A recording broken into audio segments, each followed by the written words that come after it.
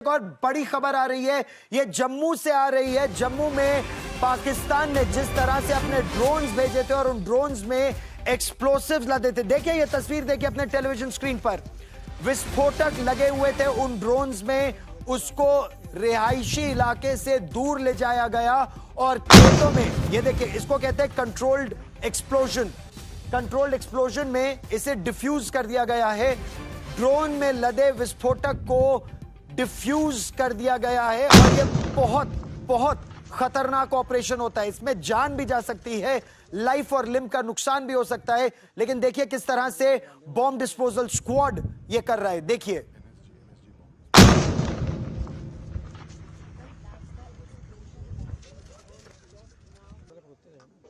ये देखिए संदीप, समझाइए, ये नेशनल सिक्योरिटी गार्ड की टीम है ये? बिल्कुल गौरव, ये जो एनएसजी की जो बॉम्ब डिस्पोजल टीम है, they are among the best in the country outside of the armed forces. ये जो एनएसजी है, पैरामिलिट्री फोर्स है, स्पेशल फोर्स है, एमएचए के को रिपोर्ट करती है ये फोर्स। और इनकी जो बॉम्ब डिस्पोजल टीम है, अगर कोई टेरर अटैक हो या इस तरह की क्रॉस बॉर्डर स्ट्राइक हो तो वो पहुंच जाती है अपने बॉम्ब डिस्पोजल टीम्स के साथ। और उनके पास सभी तरह के औजार होते हैं, इस तरह के अनएक्सप्लोडेड ऑर्डिनेंस जिसको कहते हैं यूएक्सओ, उसको हैंडल करने की पूरी क्षमता है उनके पास।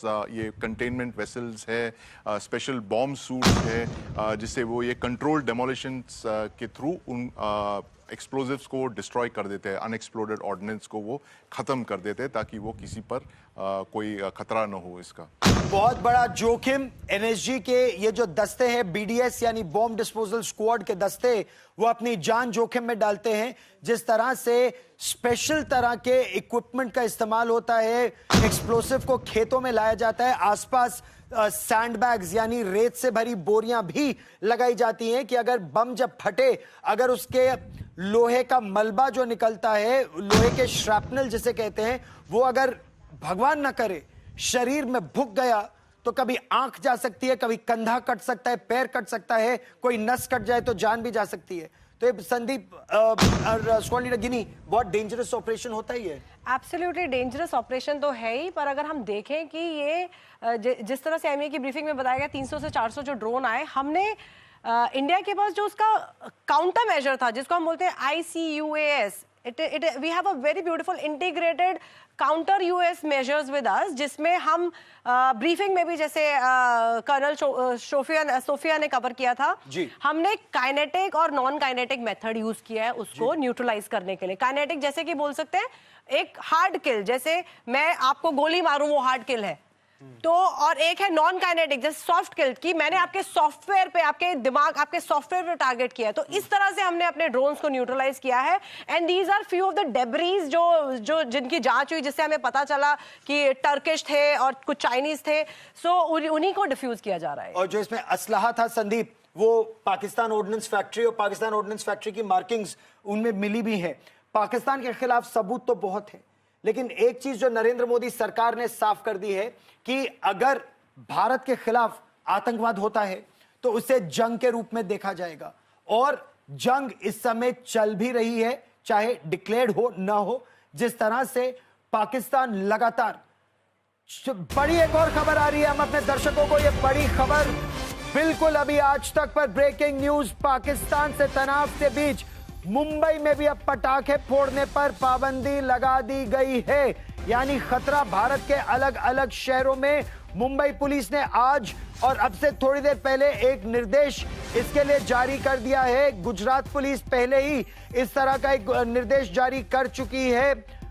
पाकिस्तान से तनाव के बीच मुंबई में पटाखे फोड़ने पर पाबंदी लगा दी गई है। बहुत से ऐसे रिस्ट्रिक्शंस देश के अलग अलग भागों में लगाने की इस समय आवश्यकता है संदीप, क्योंकि एक तरह से कहा जाए ये युद्ध डिक्लेयर हो ना हो, मुंबई को पाकिस्तान प्रायोजित आतंकवाद ने 1993 हो से 26/11 हो, 2006 हो, इसके अलावा भी कई बार निशाना बनाया है। बिल्कुल गौरव, आपने सही कहा।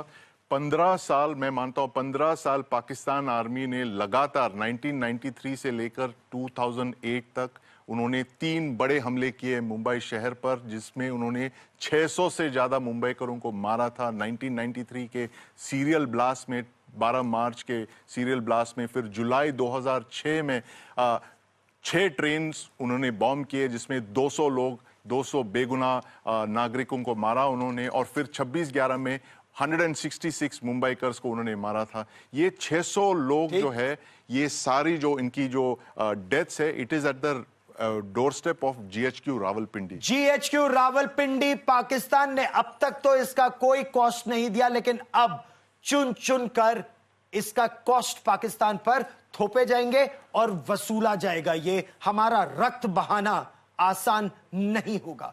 बड़ा निर्णय नरेंद्र मोदी सरकार का है। Any act of terror will be an act of war.